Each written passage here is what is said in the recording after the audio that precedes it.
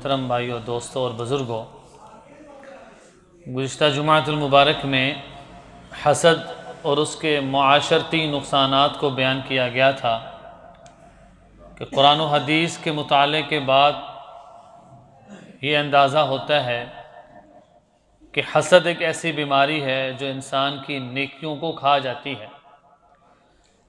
بے شمار روایات میں جناب رسول اللہ صلی اللہ علیہ وسلم نے اس سے بچنے کا حکم دیا ہے کہ جس میں وَلَا تَحَاسَدُوا کے الفاظ ہیں، وَلَا تَجَسَّسُوا وَلَا تَبَاغَضُوا وَلَا تَحَاسَدُوا، تجسس نہ کرو، حسد نہ کرو، یہ اس کو خاص طور سے بیان کیا گیا ہے۔ اور پھر یہ بھی روایت میں آتا ہے کہ آپ صلی اللہ علیہ وسلم نے فرمایا کہ مجھے اپنی امت میں سب سے زیادہ حسد کا خوف ہے، اس بات سے کہ وہ دنیا کے لیے آپس میں ایک دوسرے سے حسد نہ کرنے لگیں۔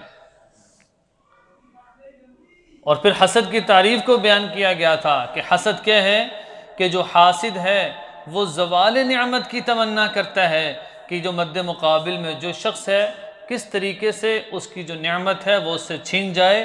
اصل اس نعمت کا حقدار تو میں ہی ہوں۔ جب یہ کیفیت پیدا ہو تو اس وقت طبیعت میں حسد پیدا ہو جاتا ہے۔ دنیاوی اور اخروی بہت سارے نقصانات ایسے ہیں کہ جو صرف حسد کی وجہ سے ہو جاتے ہیں۔ اخروی تو نقصانات ہیں ہی، لیکن دنیاوی نقصانات بھی ہیں۔ اب دنیاوی نقصانات میں کیا کیا ہیں؟ احساس کمتری ہے، ٹینشن ہے، اور دنیا کو ترجیح دینا ہے۔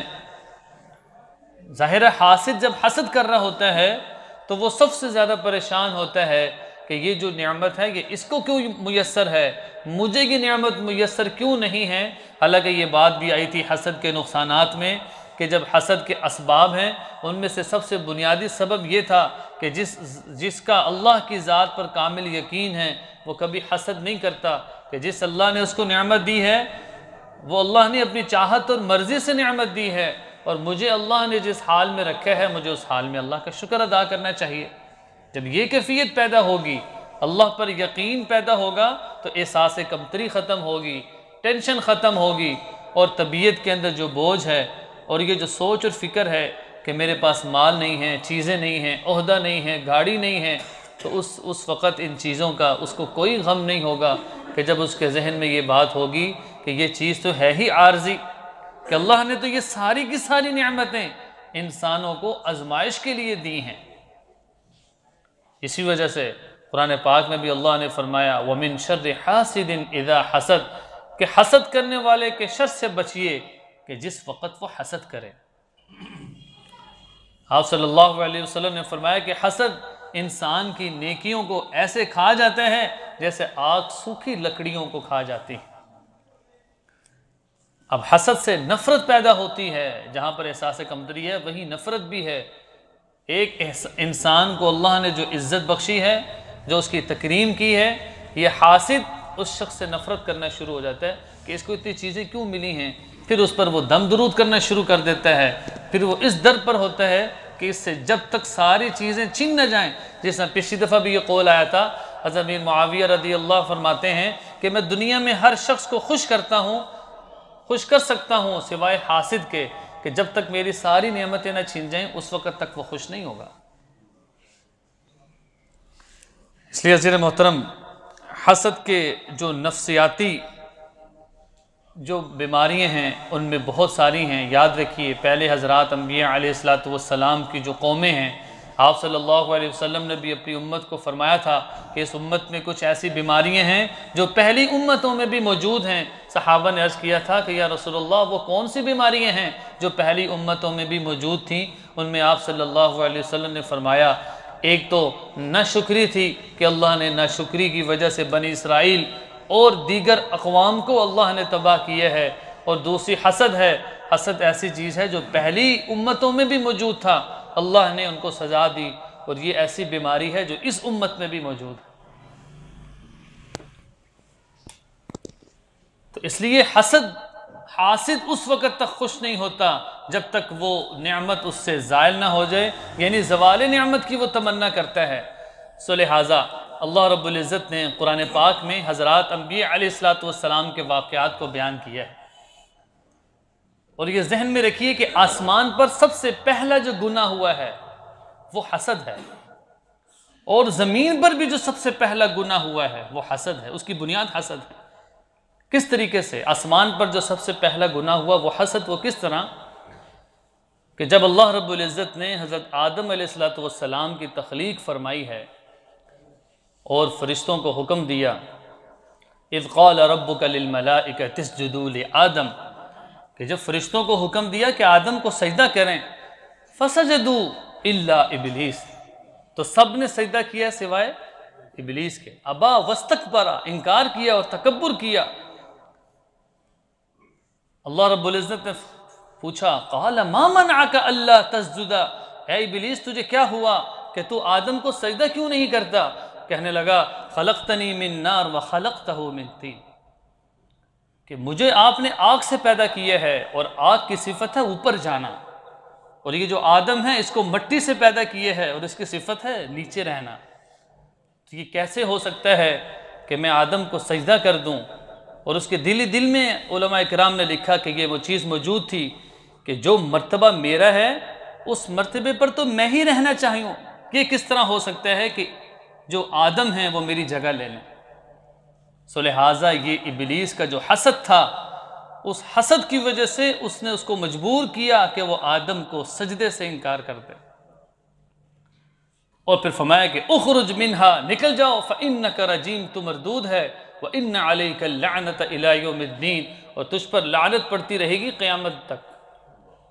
اب علماء کرام نے لکھا ہے اس آیات کی تشریح میں کہ یہ جو حاسد ہیں اس کی مشابہت ابلیس کے ساتھ ہے، کہ جس طرح اس نے حسد کیا تو حاسد بھی اپنے آپ کو یہ سمجھتا ہے کہ یہ مرتبہ، یہ عہدہ، یہ ڈگری، یہ چیزیں، یہ مال و دولت کا مستحق تو میں تھا، اس کو یہ چیز کیسے میسر ہو گئی؟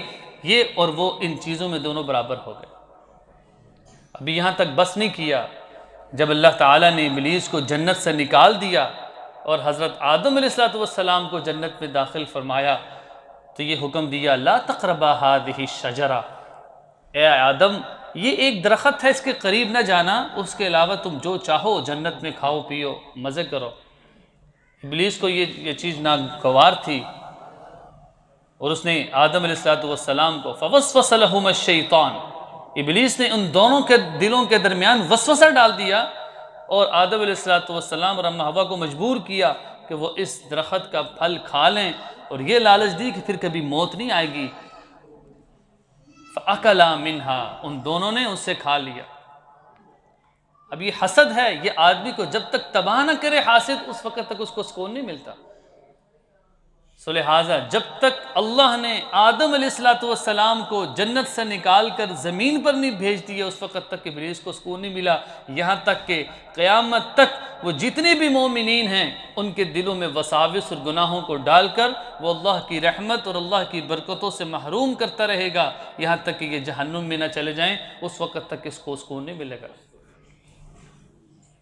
تو یہ اللہ رب العزت ایک نقشہ کھینچا ہے، علماء نے اس کی حاسد کے ساتھ تشبیہ بیان کی ہے کہ اول گناہ ہے، آسمان پر ہوا ہے، اس کی جو پیچھے کار فرمان چیز ہے وہ حسد کرنا ہے، یہ سمجھنا ہے کہ یہ اس مرتبے کا تو مستحق میں ہوں، یہ جو اس کے پاس گاڑی ہے یہ تو میرے پاس ہونی چاہیے، یہ جو دنیا کی چیزیں اس کے پاس ہیں یہ اس کے پاس کیسے ہیں، یہ تو مجھے ملنی چاہیے۔ اسی طرح دوسرے علماء نے لکھا ہے کہ روئے زمین پر جو پہلا گناہ ہوا ہے وہ بھی حسد کی وجہ سے ہوا ہے۔ آدم علیہ السلام کو اللہ نے اولاد بخشی، جو پہلے دو بیٹے تھے وہ حابیل اور قابیل تھے، اور اس زمانے میں یہ تھا کہ اللہ رب العزت جب قربانی لیتے تھے تو اس قربانی کا طریقہ کار یہ ہوتا تھا کہ وہ قربانی کر کے ایک دور دراز جگہ پر چھوڑ آتے تھے، اگلے دن آگ اس قربانی کو اچک لیتی تھی، اور جس کی جو قربانی ہے وہاں پر موجود رہ جاتی تو یہ تصور ہوتا کہ اس کی قربانی قبول نہیں ہوئی، اور جس کی قربانی کو آگ کھا لیتی اس کا مطلب یہ تھا کہ اس کی قربانی قبول ہو گئی ہے۔ تو اس لیے اللہ رب العزت نے قرآن پاک میں بھی فرمایا وَاتْلُ عَلَيْهِمْ نَبَأَ بَنِي آدَمَ بِالْحَقِّ، آپ آدم کے بیٹوں کا تذکرہ کیجئے، اِذْ قَرَّبَا قُرْبَانًا، کہ جب ہم نے ان سے قربانی مانگی، فتقبل من احدہما، ہم نے ان میں سے ایک کی قربانی کو قبول کر لیا، ولم یتقبل من الآخر، دوسرے کی قربانی کو ہم نے قبول نہیں کیا، تو وہ کہنے لگا قال لأقتلنک، کہ میں تجھے قتل کر دوں گا۔ علماء نے لکھا ہے کہ یہ جو قتل کرنا ہے یہ اس کے حسد کی وجہ سے تھا کہ اس کی قربانی قبول ہوگی، میری قربانی قبول نہیں ہوئی، تو قابیل نے حابیل کو قتل کر دیا، اور یہ روئے زمین اور انسانیت کا سب سے پہلا قتل تھا۔ اب اس کی بنیاد کیا تھی؟ حسد کرنا تھا۔ اسے کوئی آدمی مختلف چیزوں پہ حسد کرتا ہے،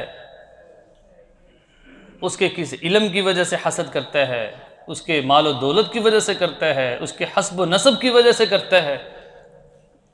اس لیے عزیز محترم، ہم سب کو یہ جو بنیادی بیماری ہے اس سے اپنے آپ کو بچانا ہوگا، اپنی زندگی گزاریں اور صبر شکر والی گزاریں۔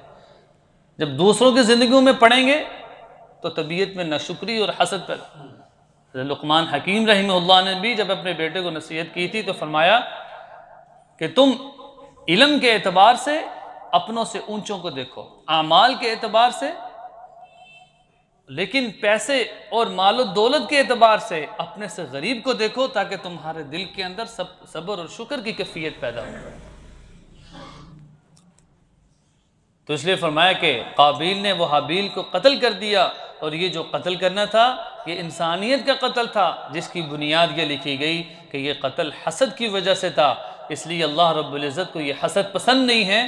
حاسد اس وقت تک خوش نہیں ہوتا جب تک کہ اگلے کو ختم نہ کر دے، یا اس سے وہ نعمت کم از کم چھین نہ جائے۔ اور اسی طرح قرآن پاک میں اللہ رب العزت نے حسد کا ایک اور واقعہ بیان کیا ہے، آپ حضرات نے سنا ہے۔ سورہ یوسف سورت کا نام ہے، اس پوری سورت میں اللہ رب العزت نے حضرت یوسف علیہ السلام کا قصہ بیان کیا ہے۔ اس میں کیا ہوا؟ اللہ رب العزت نے حضرت یعقوب علیہ السلام کو 12 بیٹے عطا کیے تھے، ان میں جو 2 بیٹے تھے وہ الگ بیوی سے تھے، بنیامین اور یوسف علیہ السلام۔ یوسف علیہ السلام اپنے ابا کے نہایت آنکھوں کے تارے تھے، فرمانبردار تھے، سب سے زیادہ اچھے لگتے تھے۔ اس کی وجہ کیا ہے؟ اللہ نے نمایاں خصوصیات رکھی تھی، اسی وجہ سے شاعر نے کیا کہا؟ حسن یوسف دم عیسیٰ ید بیضا داری۔ یوسف علیہ السلام کا حسن ید بیضا، اور حضرت موسیٰ کا یہ جو معجزہ ہے، آنچ خوبہ ہمہ دارن تو تنہا داری، ساری خوبیوں کو ایک طرف جمع کر دیا جائے تو جناب رسول اللہ صلی اللہ علیہ وسلم کی خوبیاں پھر بھی ان سے زیادہ ہیں۔ تو آپ صلی اللہ علیہ وسلم نے فرمایا، اسی طرح فرمایا کہ یوسف علیہ السلام کو اللہ نے امتیاز بخشا تھا، خاص طور پہ درجہ فرمایا کہ اذ قال لأبیہ یا ابت انی رأیت 11 کوکبا، اے ابا جان میں نے رات کو خواب دیکھی ہے کہ میں نے 11 ستارے دیکھے ہیں، والشمس والقمر، اور میں نے ایک چاند اور ایک سورج دیکھا ہے، رأیتہم لی ساجدین، اور میں نے یہ دیکھا کہ وہ سارے کے سارے مجھے سجدہ کر رہے ہیں۔ نماز بھی پڑھی جاتی ہے۔ حضرت یعقوب علیہ السلام نے فرمایا کہ یا بنیہ، اے بیٹے، لا تقصص رؤیاک علی اخوتک، یہ تیرے بیٹے ہیں، ان کو پتہ تھا یہ حسد کرنے والے ہیں، تو کیا فرمایا؟ لا تقصص رؤیاک علی اخوتک، اے بیٹے یہ جو خواب ہے تم اپنے بھائیوں کو نہ بتائیو۔ جیسے کوئی آدمی کسی کو کوئی سیکرٹ بات بتاتا ہے کہ یہ آگے نہ بتانا، اسی طرح حضرت یعقوب علیہ السلام نے فرمایا یا بنی لا تقصص رؤیاک علی اخوتک، پھر آگے کیا فرمایا؟ فَيَكِيدُوا لَكَ كَيْدًا، وہ ہمارے خلاف پروپیگنڈا کریں گے۔ سو لہٰذا علماء نے لکھا ہے یہ وہی اس خواب کی تعبیر تھی جب اللہ رب العزت نے حضرت یوسف علیہ السلام کو مصر کا بادشاہ بنایا تھا، اور یہی 11 بھائی ہیں اور ماں باپ ہیں، وہ حضرت یوسف علیہ السلام کو سجدہ کر رہے ہیں۔ اس وقت تعظیم کا سجدہ تھا، یہ الگ بحث ہے کہ وہ جائز تھا یا ناجائز تھا۔ اب عزیزان محترم، اس میں حسد کے پہلو یہ ہے کہ قرآن پاک میں یہ نقشہ کھینچا، لَقَدْ كَانَ لَكُمْ فِي يُوسُفَ وَإِخْوَتِهِ آيَاتٌ لِلسَّائِلِينَ اِذْ قَالُوا لَيُوسُفُ وَأَخُوهُ أَحَبُّ إِلَىٰ أَبِينَا، بھائی کہنے لگے یہ عجیب بات ہے، ہم سب کے باپ ہیں، لیکن ہم یہ دیکھ رہے ہیں کہ یہ سب سے زیادہ ہمارے بھائی یوسف سے محبت کرتے ہیں۔ ایک بھائی کہنے لگا اقتلوا یوسف، یوسف کو قتل کر دو۔ اوِتْرَحُوهُ أَرْضًا يَخْلُ لَكُمْ، یہ ایسی جگہ چھوڑاؤ کہ بالکل گم ہو جائیں، ان کا نام و نشان ختم ہو جائے۔ علماء نے لکھا ہے کہ یہ جو سب سے بڑا بھائی یہودا اس کا نام تھا، یہ اس نے رائے دی تھی، اور یہودا کی جو آگے نسل بنی اس کا نام یہودی ہے، اس لیے ان کو یہودی کہا جاتا ہے۔ پھر ایک دوسرے بھائی نے بتایا جو خیر خواہ تھا، قال قائل منہم لا تقتلوا یوسف، وہ کہنے لگا، ایک بھائی کہا لا تقتلوا یوسف، تم یوسف کو قتل نہ کرو، اوِتْرَحُوهُ، نہیں اس کو پھینک آؤ۔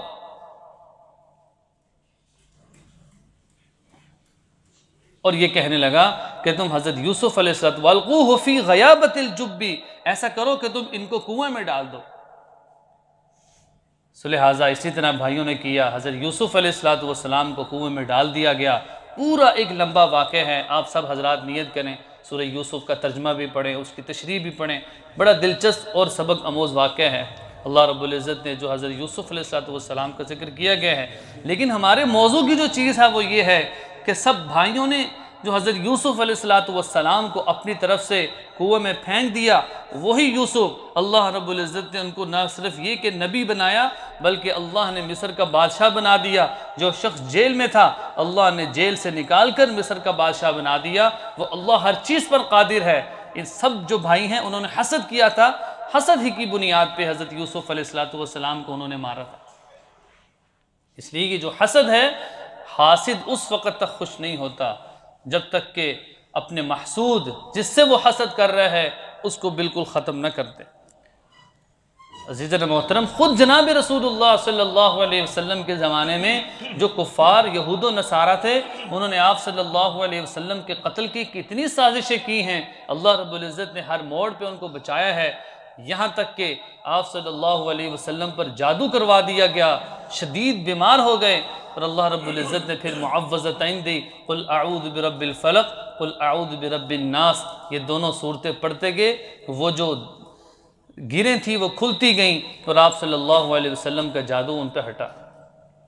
اس کی وجہ کیا ہے؟ حاسدین تھے، وہ حسد کرتے تھے کہ ہم تو اپنے آباء و اجداد کے دین پر تھے، یہ کہتے ہیں کہ ہمارا الگ دین ہے، اللہ کو مانو، ایک اللہ کی اطاعت کرو، وحدانیت کی طرف یہ ہمیں کیوں بلاتا ہے؟ تو یہ حسد ہی تھا کہ جس نے یہود و نصارہ اور مشرکین کو آپ صلی اللہ علیہ وسلم کے خلاف کر دیا تھا۔ اور جتنے بھی منافقین ہیں انہوں نے اسلام کا لبادہ اوڑھ کر ہر طریقے سے اسلام کو نقصان پہنچانے کی کوشش کیے۔ آپ صلی اللہ علیہ وسلم پر قاتلانہ حملے کروائے گئے، لیکن آپ صلی اللہ علیہ وسلم کو اللہ تعالیٰ نے اپنی رحمت سے بچائے رکھا ہے۔ تو یہ عزیز محترم حضرات انبیاء علیہ السلام کے جو واقعات ہیں، ان سے یہ اندازہ ہوتا ہے کہ بہت ساری بیماریاں قوموں میں موجود ہوتی ہیں، لیکن یہ جو حسد ہے، یہ حسد ایسا ہے کہ جو حسد کی آگ میں جلتا ہے کہ وہ اپنی نیکیوں کو بھی خراب کرتا ہے، اور وہ دوسروں کا بھی نقصان چاہتا ہے، جو کہ اللہ کو بالکل پسند نہیں ہے۔ حالانکہ مسلمان کے اندر دوسرے کے لیے محبت، پیار، خدمت کا جذبہ اور بلند اخلاق ہونے چاہیے، جو آپ صلی اللہ علیہ وسلم کے اخلاق تھے۔ اب آخر میں یہ بات ہے کہ حاسدین سے ہم کیسے بچیں؟ ایک ہے حسد کرنے والا، وہ حاسدین سے اپنے آپ کو کیسے بچائیں؟ ان میں سب سے پہلی بات یہ ہے دعاؤں کا اہتمام کریں۔ اللہ نے مال و دولت دیے ہے، چیزوں سے نوازا ہے، اس کا مطلب یہ نہیں ہے کہ اللہ کو چھوڑ دیا جائے، اللہ کی عبادت میں مزید اضافہ کیا جائے، اور وہ سارے مسنون عمل کیے جائیں کہ جس سے ہم حاسدین سے بچ سکتے ہیں۔ ایک علماء نے اور دعا لکھی ہے کہ اگر کوئی آدمی کسی مجلس میں آئے یا اس کو لگے کہ مجھے نظر لگ سکتی ہے، تو وہ ایک مختصر سی دعا پڑھ لے، اس کو نظر نہیں لگے گی۔ اللہم بارک علیہ، سب پڑھنے ایک مرتبہ، اللہم بارک علیہ۔ جب یہ دعا پڑھ لے گا تو انشاءاللہ اس کو نظر نہیں لگے گی۔ گاڑی میں بیٹھا ہے، کسی مجلس میں جا رہا ہے، یا کوئی بچہ ہے تو اس بچے کو بھی دم کر سکتا ہے، تو اس سے نظر نہیں لگے گی۔ اور دوسری چیز یہ ہے کہ اللہ پر توکل ضروری ہے۔ یاد رکھیے یہ چیز کیوں پیدا ہوتی ہے حسد کرنے والی؟ مسئلہ یہ ہے کہ اللہ پر توکل نہیں کیا جاتا، کہ اللہ ہی مالک ہے نفع نقصان کا، عزت ذلت کا، بیماری صحت کا، حالات کا آنا جانا، یہ اللہ ہی کی طرف سے ہے۔ جب اللہ پر کامل توکل ہوگا تو پھر یہ حسد نہیں کرے گا، وہ کہے گا جس کو ملا وہ اس کا نصیب ہے، اور مجھے جو اللہ نے دی ہے میں اسی پر راضی ہوں۔ اس لیے کہ فرمایا وَمَن يَتَوَكَّلْ عَلَى اللَّهِ فَهُوَ حَسْبُهُ، جو اللہ پر توکل کر لیتے ہیں بس اللہ ان کے لیے کافی ہو جاتا ہے۔ اسی طرح اور تیسری چیز یہ ہے کہ حاسدین کی فکر کو اپنے ذہن سے نکال دیں۔ کچھ لوگ کہتے ہیں کہ فلانا شخص میرے پہ حسد کر رہا ہے، فلانا شخص کر رہا ہے، وہ ڈپریشن کے شکار ہو جاتے ہیں۔ اس کی بجائے وہ اعمال کی طرف اپنے آپ کو راغب کریں، منزل کا اہتمام کریں، روز سورۃ یاسین کی تلاوت کا اہتمام کریں۔ یہ وہ سارے اعمال ہیں جو حفاظت کے ہیں اور آپ صلی اللہ علیہ وسلم کی ان کی تعلیم دی ہے۔ اور چوتھے نمبر پہ یہ ہے کہ حاسدین ان کے ساتھ بھی بھلائی کا معاملہ کر دیں۔ اگر اللہ نے آپ کو چیزوں سے نوازا ہے، مال سے نوازا ہے، آپ کو لگ رہا ہے یہ شخص میرے سے حسد کرے گا، آپ اس کا اکرام کر دیں۔ یہاں تک کہ دو بھائی آپس میں لڑائی کی ہو، کوئی مسلمان آپس میں ناراض ہوں، حدیث میں آپ صلی اللہ علیہ وسلم نے فرمایا کہ تحافو، ایک دوسرے کو ہدیہ دیا کرو، اس سے محبت بڑھتی ہے۔